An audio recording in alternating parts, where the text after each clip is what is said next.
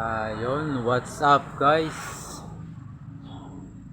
Meron naman tayo ngayong Isuzu Altera. Issue no start. Redondo lang siya ng redondo. Kaya ito ang isusolve na naman natin ngayong problema. Ayan po siya, Isuzu Altera 2012. Hindi umaandar. Okay naman ang krudo.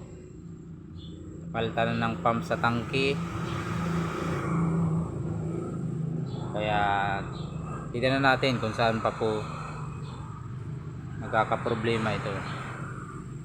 Dito may nakita tayo dito ang problema sa loob. Ito ang salarin. Kaya hindi siya umi-start. Ayun po, turbo timer. Kaya sa mga may-ari po ng hindi po advisable yung turbo timer. Na sa una po okay siya, pero habang tumatagal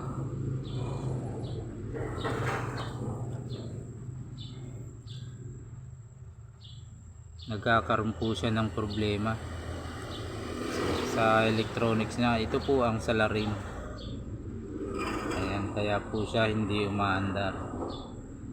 Kaya titistingin po natin kung hindi tinamaan yung ating ECU, kasi sunog na po itong turbo timer module niya. Sa una po okay lang ito, ayos ang turbo timer. Pagka medyo natatagalan at medyo lumuluma na yung turbo timer, doon na po siya nagkakaproblema. Ito po ang nagiging dahilan kung bakit hindi po naandar itong ating Isuzu Altera 2011-2012 model. Ayan po, kaya subukan natin ibalik muna sa dating wirings. So original munang wirings.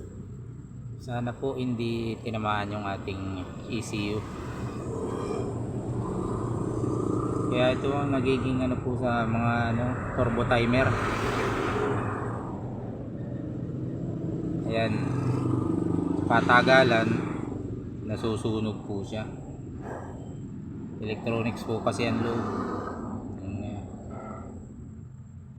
Sa unang lagay, unang kabit, okay pa. Pero pag hindi mo napansin po at ganito, ito na yung magsa-focus ng trouble sa kanya. Kaya ito po ay pagpapatuloy natin. I-update ko po kayo kung anong nangyari na dito sa ating Isuzu Altera.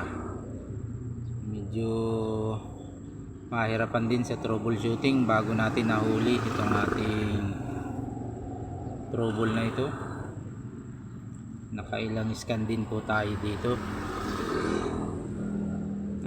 May lumabas siyang code na nung bandang huli. Nahuli rin natin yung code B007. Not receiving ECM signal. Kaya doon po natin na trace na may problema pala tong turbo timer niya.